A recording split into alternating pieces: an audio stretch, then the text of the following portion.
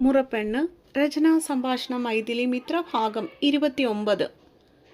മാമി, ഞാനിവിടെ വന്നോട്ടെ നിങ്ങളുടെ കൂടെ? നിശ്ചയത്തിനുള്ള തുണികളെല്ലാം വാങ്ങിയതിന് ശേഷം തിരിച്ച് തറവാട്ടിലേക്ക് പോകുവാനായി പാർക്കിംഗ് ലോട്ടിൽ വണ്ടി കാത്തു നിൽക്കുന്ന ദേവകിയുടെ മുൻപിലായി നിത ചെന്ന് നിന്നു. വേണ്ട നിതേ, നിശ്ചയത്തിന് 2-3 ദിവസങ്ങൾ കൂടിയില്ലേ. മോളുടെ അമ്മയും അനിയത്തിയും വരുന്നതിൻ്റെ കൂടെ നീ അങ്ങോട്ടേക്ക് വന്നാൽ മതി. അടുത്ത് നിൽക്കുന്ന ഗിരിജയും മായയും സാവിത്രിയും ഒന്ന് പാളി നോക്കിയിട്ടാണ് അവരതിനുള്ള മറുപടി നൽകിയത്. അവർക്കരികിലായി നിൽക്കുന്ന മേലേടത്തെ കൊച്ചുമക്കളുടെ ഭാര്യമാരായ ഭവ്യയും ചിപ്പിയും തങ്ങളുടെ സംഭാഷണങ്ങൾ കേൾക്കുമോ എന്ന കുഞ്ഞൊരാദിയും അവരിൽ ആവോളം ഉണ്ടായിരുന്നു എന്നത് മറ്റൊരു സത്യം. മാമിക്കിപ്പോഴും എന്നോട് ദേഷ്യമാണല്ലേ?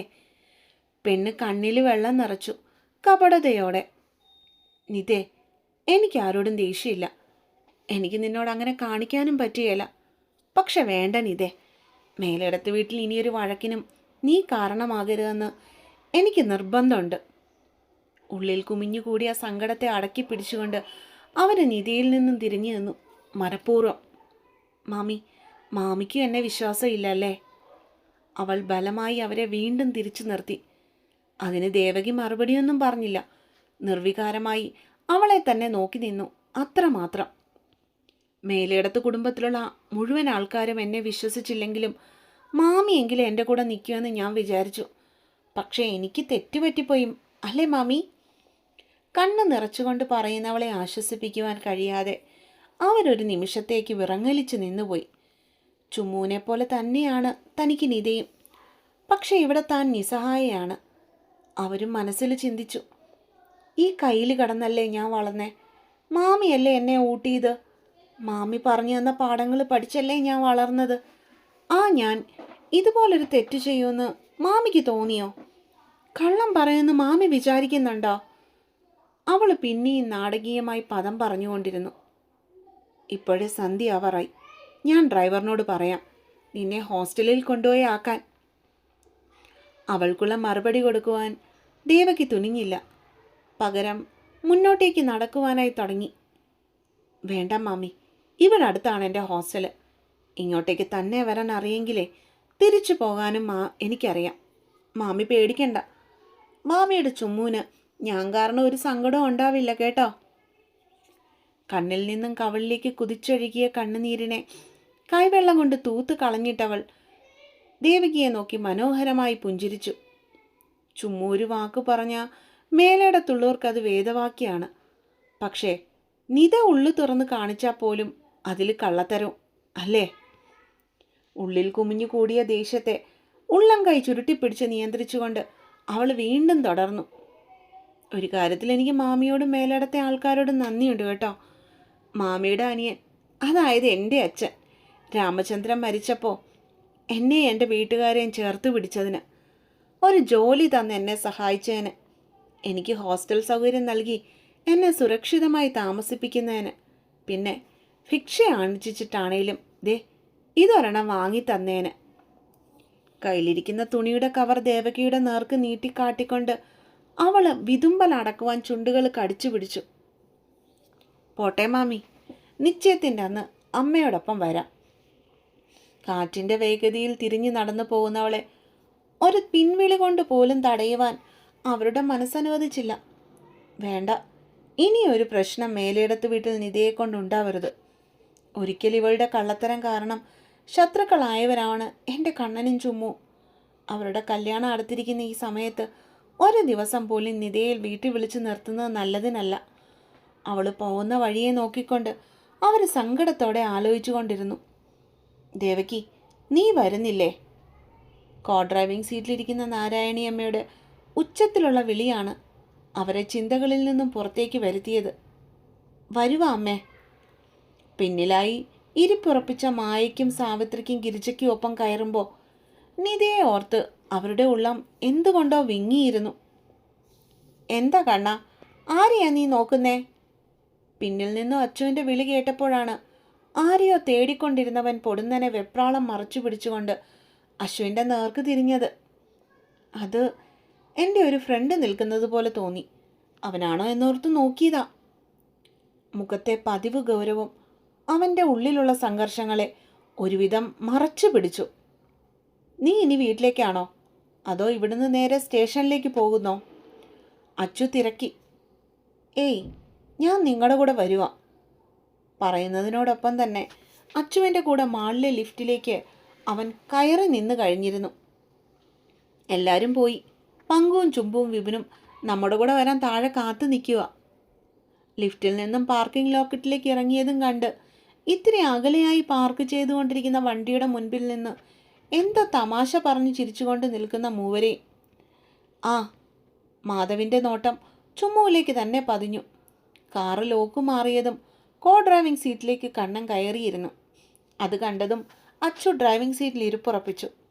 പിന്നിലായി അവർ മൂവരും കയറിയതും ആ കാറ് പാളിൻ്റെ പുറത്തേക്കായി കുതിച്ചു. എന്താടാ ഇത്രേ ആലോചന? കുറേ നേരം കഴിഞ്ഞിട്ടും ആദ്യോടെ എന്തൊക്കെയോ ആലോചിച്ചു കൊണ്ടിരുന്ന കണ്ണൻ്റെ തോളിൽ അച്ചു ഒന്ന് തട്ടി. ഒന്നുമില്ല അച്ചുവേട്ടാ, ഞാനൊരു കേസിൻ്റെ കാര്യത്തെക്കുറിച്ച് ആലോചിച്ചിരുന്നു പോയതാ. അവൻ്റെ തട്ടിവിളിയിലൊന്ന് ഞെട്ടിയെങ്കിലും മാധവ് ഉള്ളിലുള്ള പരിഭ്രമം പെട്ടെന്ന് തന്നെ മറച്ചു പിടിച്ചു. ഒരു മൂളലോടെ അശ്വിൻ്റെ കാർ മുന്നോട്ടേക്ക് പാഞ്ഞതും കണ്ണൻ്റെ ചിന്തകൾ വീണ്ടും പിന്നിലേക്ക് പോയി. ആരായിരിക്കും അവൻ?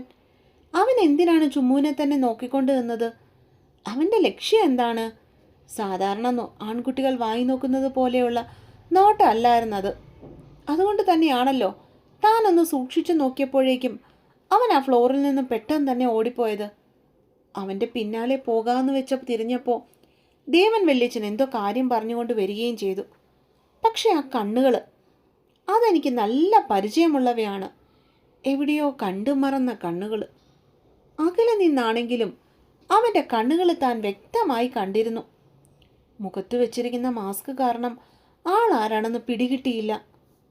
ചിന്തകൾ ചൂട് പിടിച്ചപ്പോഴേക്കും അവൻ്റെ കണ്ണുകൾ റിയർ വ്യൂ മിററിലൂടെ പിന്നിലിരുന്നു കൊണ്ട് പങ്കുവിനോട് തമാശ പറഞ്ഞു ചിരിക്കുന്ന ചുമ്മുവിലേക്ക് എത്തി നിന്നു.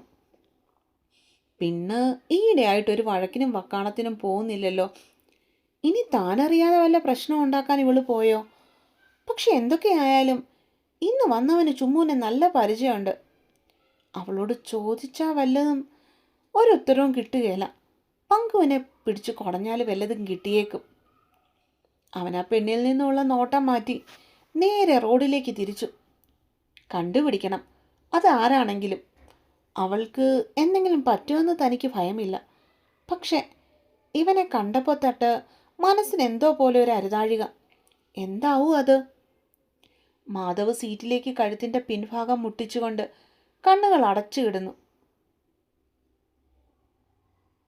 അതേസമയം വണ്ടി അടുത്തിരുന്ന് ഓടിക്കുന്നവൻ്റെ ശ്രദ്ധ ഇടയ്ക്കെപ്പോഴോ പല പ്രാവശ്യമായി കണ്ണൻ്റെ മുഖത്തേക്ക് പാളി വീഴുന്നുണ്ടായിരുന്നു.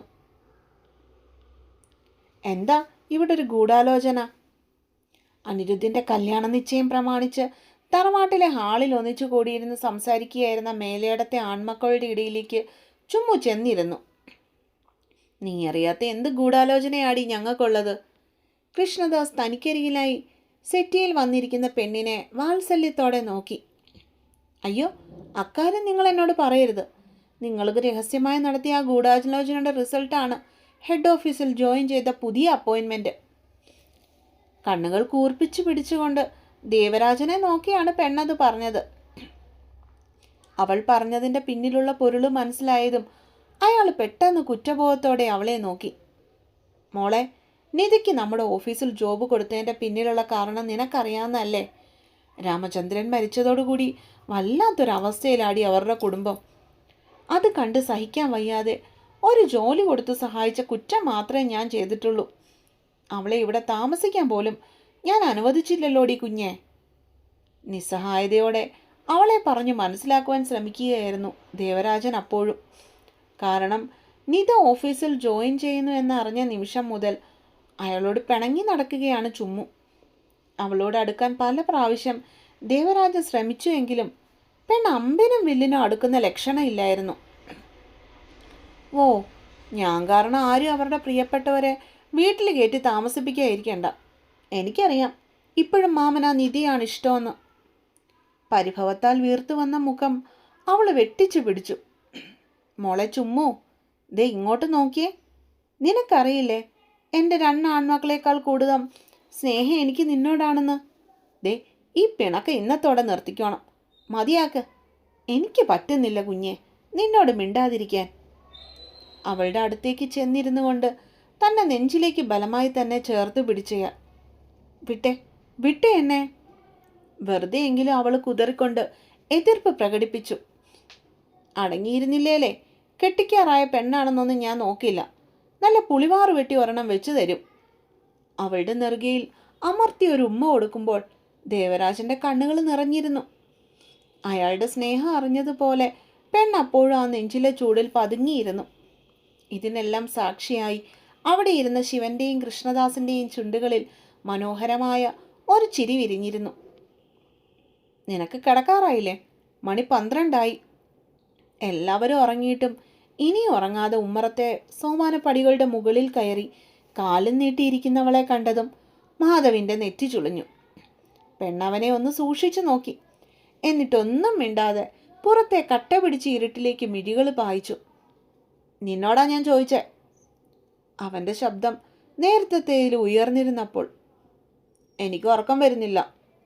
ആർക്കാനും വേണ്ടി ഓക്കാനിക്കുന്നത് പോലെ ആയിരുന്നു ചുമ്മുവിൽ നിന്നുള്ള മറുപടി. ഉറക്കം വരുന്നില്ലെങ്കിൽ അകത്ത് കയറിയിരിക്കെ, അല്ലാതെ ഇവിടെ ഇങ്ങനെ ഒറ്റയ്ക്കിരിക്കുകയല്ല വേണ്ടത്. അവനവളെ വഴക്കു പറഞ്ഞു.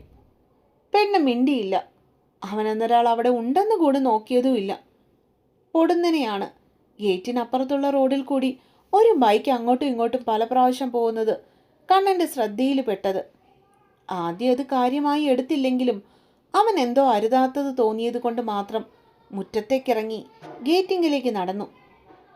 ഇങ്ങനെ എങ്ങോട്ട് പോവാ? റോഡിലേക്ക് നോക്കിക്കൊണ്ട് നടന്നു പോകുന്നവനെ സംശയത്തോടെ നോക്കി പെണ്ണ്. അപ്പോഴേക്കും മാധവ് ഗേറ്റിൻ്റെ അടുത്തേക്ക് നടന്നു ചെന്ന് കഴിഞ്ഞിരുന്നു. അല്പനേരം അവിടെ ഇരുട്ടിൽ പമ്മി നിന്നുകൊണ്ടവൻ പുറത്തേക്ക് നിരീക്ഷിച്ചു. തൻ്റെ സംശയം ശരിയാണ്. ഒരു ബൈക്ക് തന്നെയാണ്. മേലേടത്ത് വീണ്ട നീളമുള്ള മതിലിൻ്റെ മുൻപിലുള്ള റോഡിൽ കൂടി ഒരു വശത്തു നിന്നും മറ്റു വശത്തേക്ക് ഷട്ടിൽ സർവീസ് നടത്തുന്നത് പോലെ അങ്ങോട്ടും ഇങ്ങോട്ടും ഓടുകയാണ്. ഗേറ്റിന് മുൻപിൽ വരുമ്പോൾ മാത്രം തറവാടിൻ്റെ ഉമ്മറത്തേക്ക് തലതിരിച്ച് നോക്കുകയും ചെയ്യുന്നുണ്ട്. ആരാണവൻ? മാധവൻ്റെ ചിന്ത പോയത് ഇന്ന് മാളിൽ വെച്ച് ചുമ്മുവിനെ തന്നെ നോക്കി നിന്ന ആ ഒരുവനിലേക്കായിരുന്നു. സംശയത്തോടെ അവൻ ഗേറ്റും തുറന്ന് വെറിയിലേക്ക് ഇറങ്ങിച്ചെന്നു. ഇത്തിരി ദൂരം പോയിട്ട് യൂ ടേൺ എടുത്ത് തിരികെ വരുന്നവനെ തന്നെ നോക്കിക്കൊണ്ട് മാധവ് മെല്ലെ റോഡിലേക്ക് ഇറങ്ങി. വഴിവിളക്കിൻ്റെ വെളിച്ചത്തിൽ റോഡ് നന്നായിട്ട് കാണാനും പറ്റുന്നുണ്ടായിരുന്നു. മിതമായ വേഗത്തിൽ അടുത്തേക്ക് വരുന്ന വണ്ടിയുടെ നമ്പർ പ്ലേറ്റിലെ ഓരോ അക്കങ്ങളും മനസ്സിൽ കുറിച്ചിട്ടുകൊണ്ട് ആ ഹെൽമെറ്റുധാരിയെ നോക്കുവാനായി മുഖമുയർത്തി നോക്കിയവൻ. അടുത്തേക്ക് വന്നുകൊണ്ടിരുന്ന ആ വണ്ടിയുടെ വേഗത പൊടുന്നനെ കൂടി. ഒരു മിന്നൽ പോലെ അവനെയും കടന്ന് ദൂരേക്ക് മാഞ്ഞു പോയിരുന്നു ആ ബൈക്കപ്പോൾ. പെട്ടെന്ന് വലങ്കയുടെ മുകളിൽ വേദന തോന്നിയപ്പോഴാണ് അവൻ അങ്ങോട്ടേക്ക് നോക്കിയത്. ബൈസെപ്സിൻ്റെ മുകളിൽ പറ്റിച്ചേർന്ന് കിടക്കുന്ന വൈറ്റ് ഷർട്ടിനപ്പോൾ ചുവന്ന നിറമായിരുന്നു. ശത്രു തന്നെ. കൈയുടെ താഴേക്ക് പടർന്നിറങ്ങുന്ന ചുവന്ന ദ്രാവകം ചൂണ്ടുവിരലിൽ പറ്റിച്ചെടുത്തുകൊണ്ട് അവൻ ദേഷ്യത്തോടെ മുരണ്ടു. ആര്? എന്തിന്? ഈ 2 ചോദ്യങ്ങൾ മാധവിൻ്റെ തലയ്ക്കുള്ളിൽ കിടന്ന് തിരിഞ്ഞു മറിഞ്ഞു. കിട്ടും എനിക്കവനെ, കിട്ടിയിരിക്കും. വണ്ടിയുടെ നമ്പർ മനസ്സിൽ ഉരുവിട്ടുകൊണ്ടവൻ ഗേറ്റ് പൂട്ടി വീടിന് നേർക്ക് നടന്നു. എന്തൊക്കെയോ ഗഹനമായി ചിന്തിച്ചുകൊണ്ട് കയ്യും പൊത്തിപ്പിടിച്ചു വരുന്നവനെ ഉമ്മറപ്പടികളിൽ ഇരുന്ന് നോക്കുന്നുണ്ടായിരുന്നു. അപ്പോൾ കാത്തിരിക്കുക കേട്ടോ.